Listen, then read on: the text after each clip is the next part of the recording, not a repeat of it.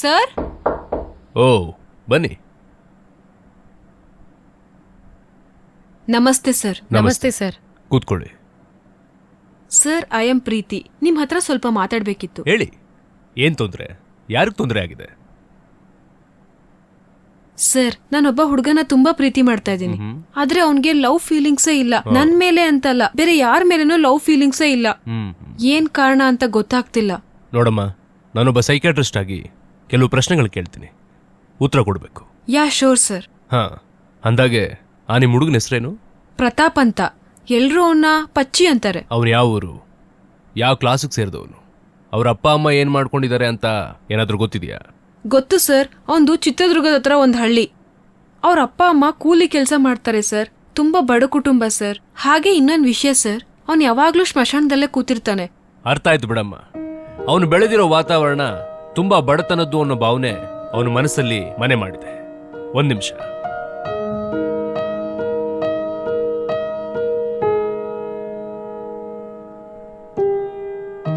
ಅಂದ್ರೆ ಮನುಷ್ಯ 5 ಹಂತಗಳಲ್ಲಿ ಬೆಳೀತಾ ಹೋಗ್ತಾನೆ. 1, ಊಟ, ನೀರು, ಗಾಳಿ. ಇದು ಮನುಷ್ಯನಿಗೆ ಬೇಕಾದಂತಹ ಮೂಲಭೂತ ಅವಶ್ಯಕತೆಗಳು.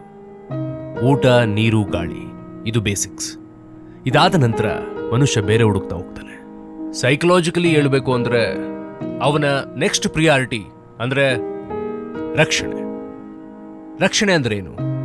ಅವನಿಗೆ, ಮನುಷ್ಯನ್ಗೆ ಒಂದು ಮನೆ ಕಟ್ಟಬೇಕಾಗತ್ತೆ. ಈ ಥರ ಎಲ್ಲ ಆಸೆಗಳನ್ನ ಅವನು ಇಟ್ಕೊಂಡಿರ್ತಾನೆ. ಅದಾದ್ಮೇಲೆ ಏನಿ 2 ಹಂತಗಳನ್ನ ದಾಟಿದ ಮೇಲೆ ಅವನಿಗೆ ಎಲ್ಲೋ ಒಂದ್ ಕಡೆ ಒಂದು ಪ್ರೀತಿ ಬೇಕಾಗತ್ತೆ, ಒಂದು ನವಿರಾದಂತಹ ಪ್ರೀತಿ ಬೇಕಾಗತ್ತೆ. ಈ 3 ಹಂತಗಳನ್ನ ದಾಟಿದ ಮೇಲೆ ಅವನಿಗೆ ಗೌರವ, ಸಮಾಜದಲ್ಲಿ ಗೌರವ, ಸ್ಥಾನ, ಮಾನ, ಇದು ಇದು ಇದು ಬೇಕಾಗತ್ತೆ.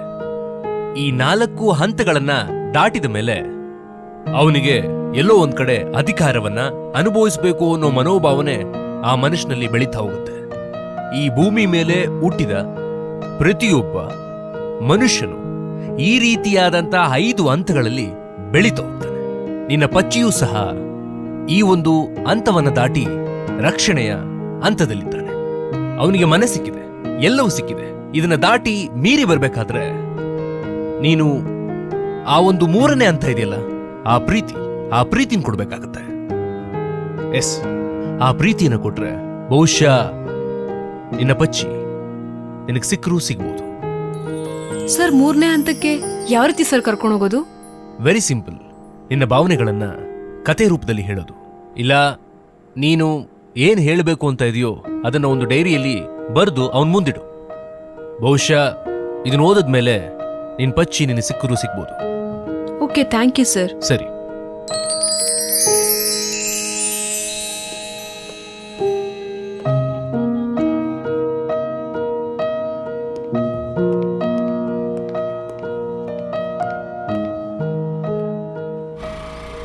ಇಲ್ಲೋಡೆ ಪಚ್ಚಿ ಇಲ್ಲೇ ಕೂತ್ಕೊಂಡಿದ್ದಾನೆ.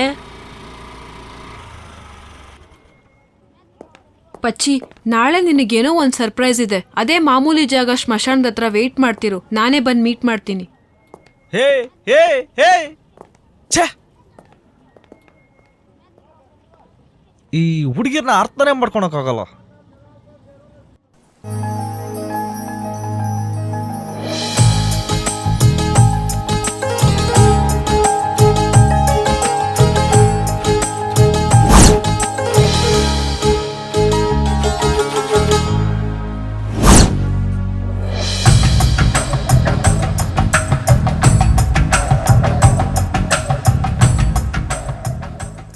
Hey, see, bro, this is my family photo.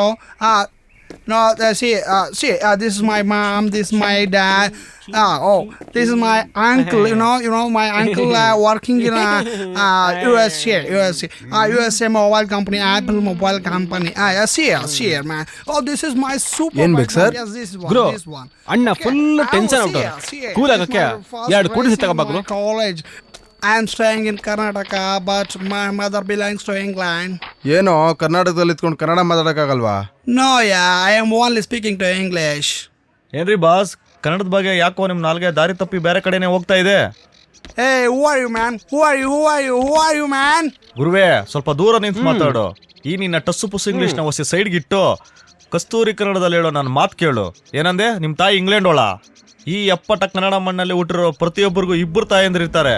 ಒಬ್ಳು ಪ್ರೀತಿ ವಿಶ್ವಾಸನ ಅಕ್ಕರಿಂದ ದಾರೆ ಎರೆದು ಎತ್ತು ಎದೆ ಹಾಲು ಕುಡಿಸಿ ಮುದ್ದಾಡ್ರು ಎತ್ತ ತಾಯಿ, ಇನ್ನೊಬ್ಳು ಮಾತಾಡಕ್ಕೆ ಭಾಷೆ ಕೊಟ್ಟಿರೋ ಕನ್ನಡ ತಾಯಿ. ಈ ಇಬ್ರು ತಾಯಿಯಂದ್ರು ಪ್ರತಿಯೊಬ್ಬ ಕನ್ನಡಿಗರ 2 ಕಣ್ಣುಗಳಿದ್ದ ಹಾಗೆ. ತಾಯಿಗೆ ಆಗ್ಲಿ ತಾಯಿ ನಾಡಿಗೆ ಆಗ್ಲಿ ಯಾರಾದ್ರೂ ಹಗುರಾಗಿ ಮಾತಾಡಿದ್ರೆ ಕನ್ನಡಿಗರ ಕಣ್ಣಲ್ಲಿ ಬೆಂಕಿ ಬರುತ್ತೆ. ಆ ಬೆಂಕಿ ನಿಮ್ಮಂತನ ಸುಡೋಕಿನ ಮುಂಚೆ ಕನ್ನಡ ಕಲಿರಿ ಬಾಸ್, ಕನ್ನಡ ಕಲಿರಿ. ಜೈ ಕನ್ನಡಾಂಬೆ. ಮುಖ ಏನ್ ನೋಡ್ತೀರಾ? ಬಾಡಿರೋ ಚಪ್ಪಾಳೆ ಆಕ್ರಹಾರ.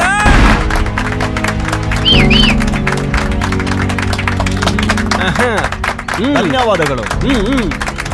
ಜೈ ಕನ್ನಡಾಂಬೆ, ಜೈ ಕನ್ನಡಾಂಬೆ, ಜೈ ಕನ್ನಡಾಂಬೆ, ಜೈ ಕನ್ನಡಾಂಬೆ, ಜೈ ಕನ್ನಡಾಂಬೆ, ಜೈ ಕನ್ನಡಾಂಬೆ, ಜೈ ಕನ್ನಡಾಂಬೆ.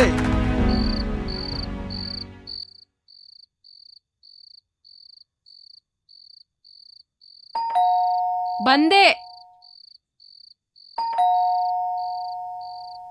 ಇಷ್ಟೊತ್ತಲ್ಲಿ ಯಾರಿರ್ಬೋದು?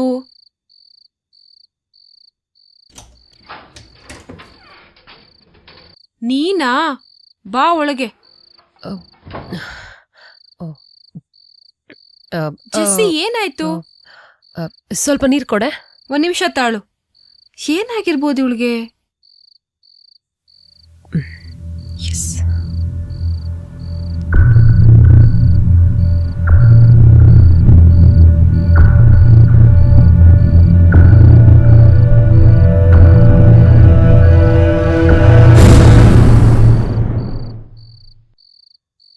ತಗೋ.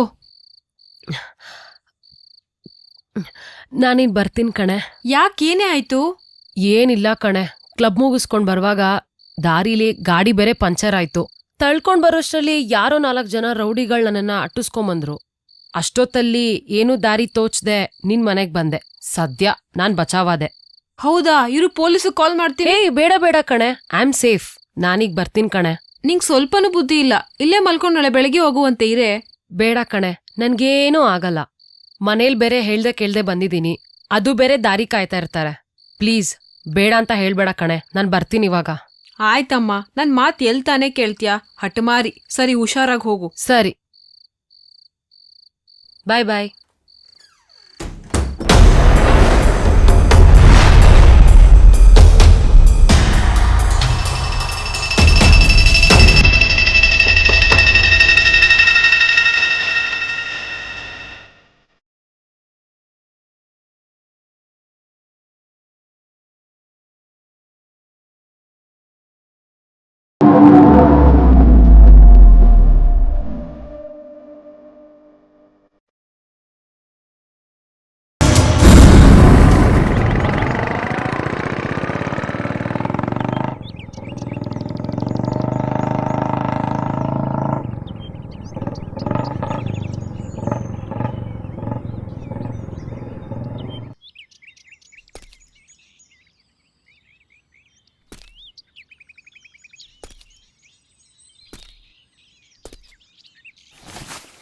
I love you.